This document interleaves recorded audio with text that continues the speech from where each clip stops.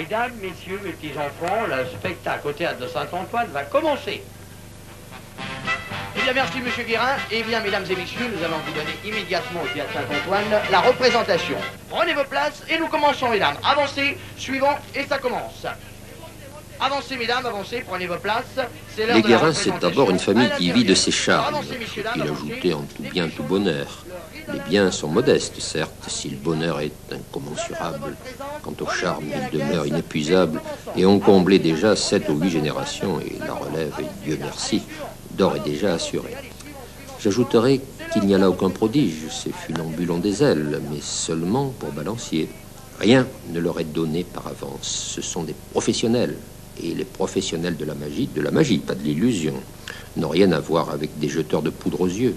Le merveilleux a ses lois, le miraculeux ses règles. Mais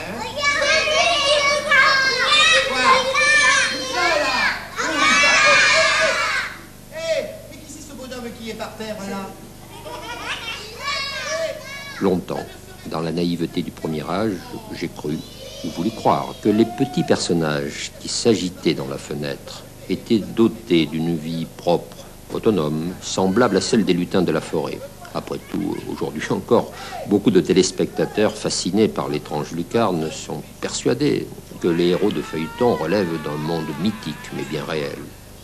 Éternelle enfance de l'homme. Et puis assez vite quand même, l'horrible soupçon m'est venu que, bien à l'abri derrière son rempart de toile, une volonté humaine animait ces figures de bois et d'étoffe. Bravo, bravo. Eh bien voilà, petits amis, la représentation de Guignol est terminée. Mais attention, le spectacle n'est pas terminé. Le marionnettiste, c'est-à-dire le monsieur qui me donne la vie, va passer devant le Castellet et il va vous montrer comment je marche. Vous allez taper bien fort dans vos mains en criant « Bravo Guignol !»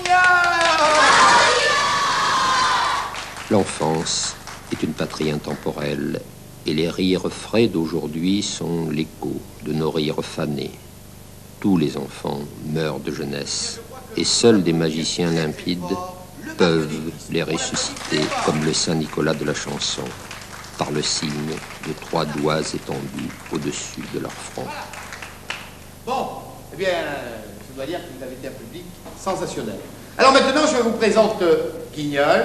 Vous voyez, Guignol, c'est la première marionnette de France. Première marionnette de France, c'est une marionnette à gaine. Pourquoi à gaine? Parce qu'il n'y a pas de jambes. Les marionnettes que nous vous avons présentées dans ce Castellet, ce sont des marionnettes qui marchent avec les mains. Les mains. C'est moi, le marionnettiste, qui prête mes mains, ou plus exactement mes doigts, mes 3 doigts, simplement 3 doigts, le pouce, l'index et le majeur pour les marionnettes que vous avez vues passer devant le petit Castellet. Alors je vais prêter mes jambes, je prête mes jambes à la marionnette. Sinon, Guignol, il ne rentrera jamais en scène. Il n'y a qu'un seul personnage qui arrive par la cave dans le véritable Guignol lyonnais, vous l'avez vu, c'est à la fin, c'est le diable. Comment tous les artistes du Guignol lyonnais rentrent sur les côtés comme au théâtre, c'est les coulisses. Alors attention, je vais marcher pour Guignol, je vais le faire rentrer, regardez, je marche pour Guignol. Voilà, hop, je m'arrête, Guignol s'arrête. La marionnette et le marionnettiste, nous devons faire qu'une seule personne. Bon, alors autre chose, je lui prête la vue, on n'y voit pas les marionnettes, je lui prête aussi la... Voilà, formidable, la parole, car ici, c'est pas enregistré, là, il n'y a pas de petite bande magnétique, je lui prête simplement, c'est ma voix, oui, je parle pour les marionnettes, et puis je change ma voix. Vous avez pu constater et entendre que Guignol, il n'a pas la même voix que Niafron, d'accord? Niafron, il a une grosse voix, alors je prends la voix, je change ma voix, et puis j'articule, j'essaie bien d'articuler pour comprendre. Bon. Entre le théâtre et le cinématographe, qu'elle a par avance inspiré, et peut-on dire fécondé, la marionnette nous rappelle l'irréalité essentielle du monde où nous vivons. Et surtout, cette figurine greffée sur le vif de nos songes réveille en nous une étincelle du Dieu oublié, ce Dieu enfant dont l'adulte que nous sommes devenus n'est souvent que l'image défigurée et lui, la pitoyable et infidèle marionnette. Au regard de l'esthète, repeindre des marionnettes anciennes relève du même sacrilège que redonner au Parthénon sa polychromie perdue.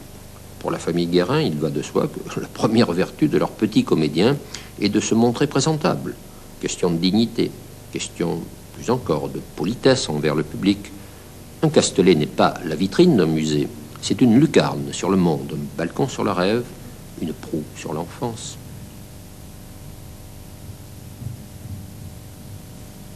Entre l'humain et l'objet, entre le vivant et l'inerte, la marionnette n'a jamais trouvé sa juste place. Elle est hybride, comme le lutin ou le sylphe sont hybrides. Leur vie, leur comportement, leur psychologie ne sont pas tout à fait les nôtres, même s'ils ont besoin pour s'exprimer de notre complicité active.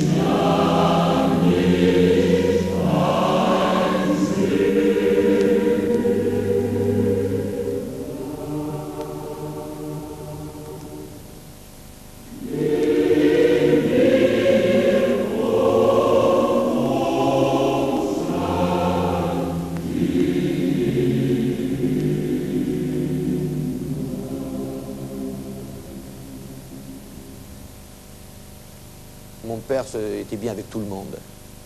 D'ailleurs, quand on le rencontrait dans la rue, on lui disait « Bonjour, monsieur Guérin ». Des fois, on lui disait « Bonjour, monsieur Guignol ». Alors ça, il aimait bien. « Bonjour, monsieur Guignol ». Par contre, quand on lui disait « Adieu, Guignol », ça, il aimait moins bien. Il disait tous les ans, en octobre et en mars, il faut monter la baraque. Mon père disait que c'était un peu la forêt des Landes aussi, parce que la baraque était montée en bois. À part la parade, ce n'était que des toiles, c'était fantastique. C'était vraiment un grand théâtre. Il faisait 25 mètres de long, ce théâtre. Il faisait à l'époque aussi de la pantomime, il y a eu de la lanterne magique, il faisait aussi la Passion du Christ et la Tentation de Saint-Antoine. Les Guérins, on le voit, ne sont ni des marginaux, ni des farfelus. Dans cette ville rigoureuse, ils ont pignon sur ciel, à l'égard des grandes dynasties de négociants et d'armateurs, quoique dans un tout autre registre. Ils ont ici leur juste place. Ce sont des artistes, certes, mais également des artisans sérieux, et comme des menuisiers et des tailleurs qu'ils sont aussi.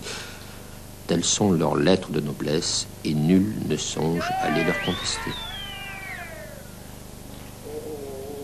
Oh mon Dieu, que je l'ai échappé belle, car cette beauté ne me paraissait pas rebelle.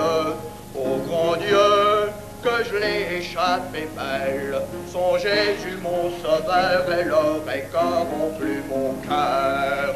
Démolissons, démolissons, démolissons sa maisonnette, démolissons, démolissons, démolissons lui sa maison. Allons courons, démolissons son héritage, il lui reste plus rien.